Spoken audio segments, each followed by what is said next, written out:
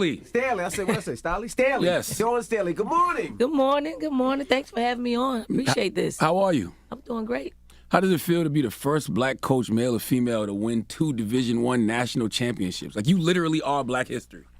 I actually did not know that until social media told me. Wow. Really? Afterwards, yeah, I didn't know that. Like, you know, you win one and you just think, you know, what a feat. But then to win 2 and then to be a part of history, I didn't know. I didn't know, but it feels great. Coach, you're one of the toughest to ever come out of Philly. We don't see these tears from you often. Why tonight?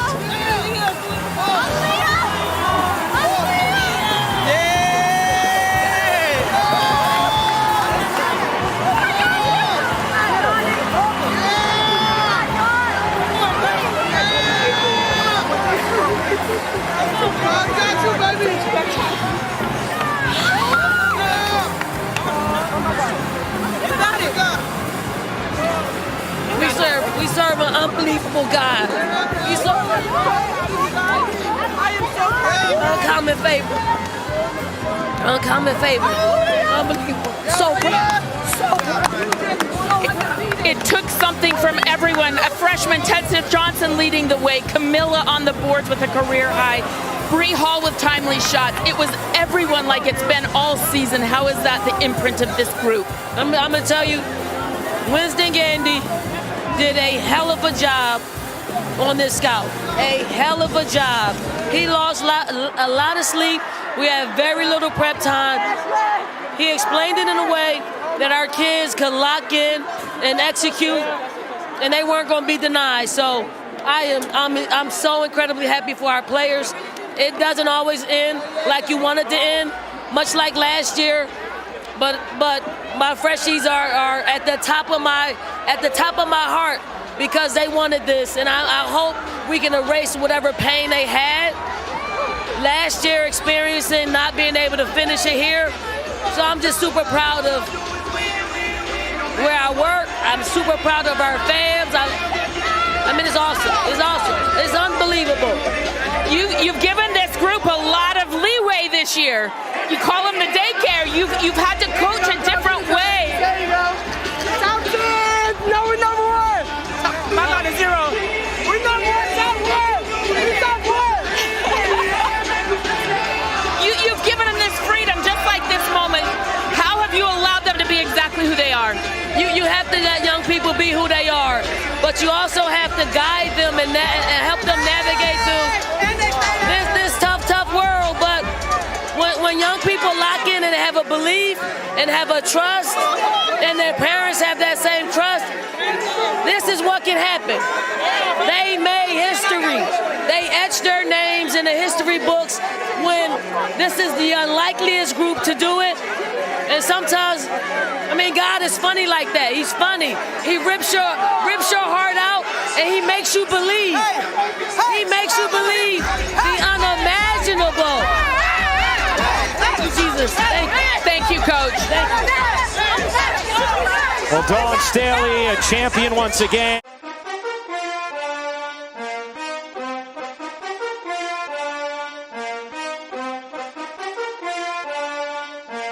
Yeah.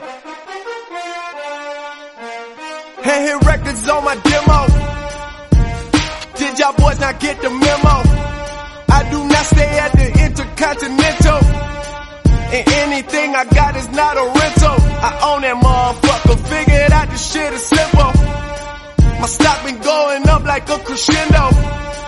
A bunch of handshakes from the fakes, but nigga, I do not wanna be friends though. I tell y'all motherfuckers, man, this shit is not a love song. This a fucking stripper on a mink rug song. This a fucking boys forever hold a grudge song. Pop some fucking champagne in the tub song. Nigga, just because song. Dang. What's the move? Can I tell the truth? If I was doing this for you, then I have nothing left to prove. Nah, this for me though. I'm just trying to stay alive and take care of my people. And they don't have no award for that. Trophies. And they don't have no award for that. Shit don't come with trophies, ain't no envelopes to open. I just do it cause I'm supposed to. I go to dreams with a suitcase. I got my whole country on a new way. She like, I heard all your niggas stay where you stay. House so big I haven't seen them boys in 2 days. Bitch, I use a walkie-talkie just to get a beverage. I saw my parents split up right after the wedding. They told my ass to stay committed, fuck the credit. Bitch, check the numbers, I'm the one who really get it. I told y'all motherfuckers, man, this shit is not a love song. This a doing me and only God can judge song. I do not know what the fuck you thought it was song. Pop some fucking champagne in a tub song, nigga, just because song. What's the move? Can I tell the truth? If I was doing this for you, then I have nothing left to prove. Nah, this for me though. I'm just trying to stay alive and take care of my people. And they don't have no award for that. Trophies. And they don't have no award for that. Shit don't come with trophies, ain't no envelopes to open. I just do it cause I'm supposed to, nigga.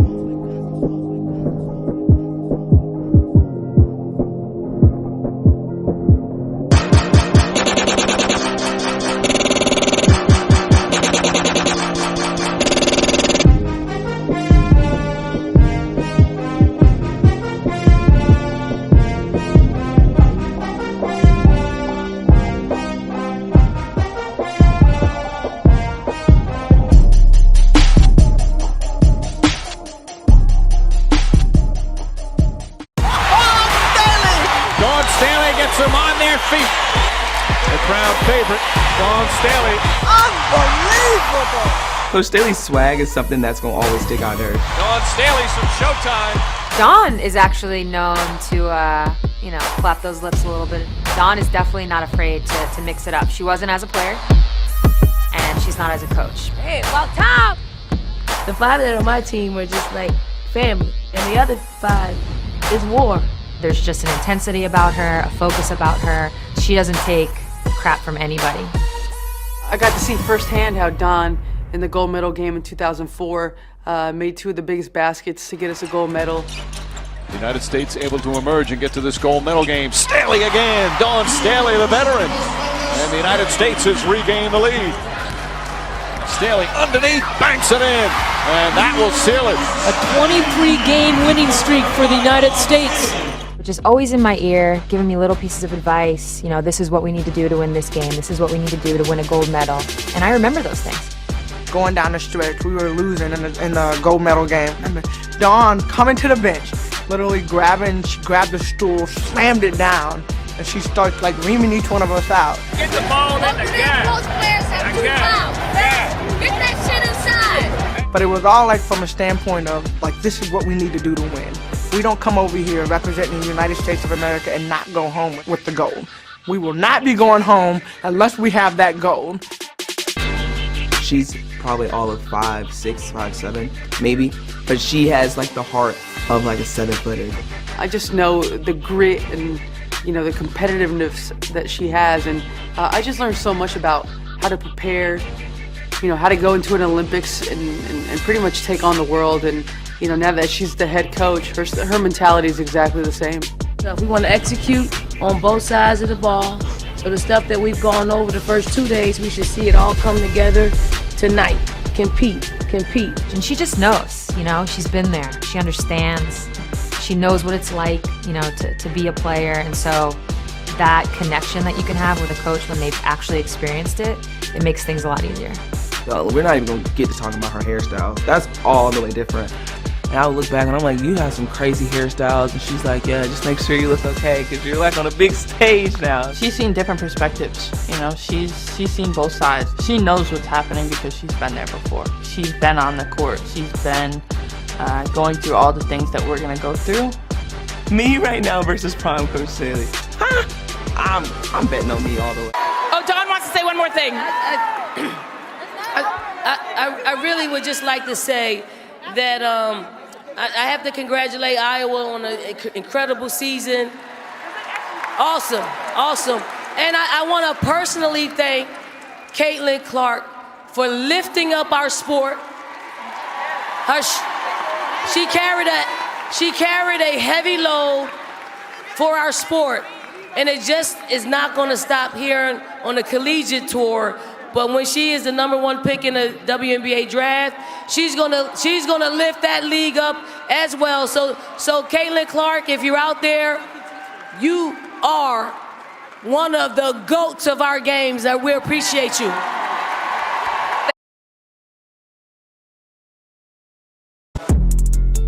Ball don't lie, the ball don't lie, ayy.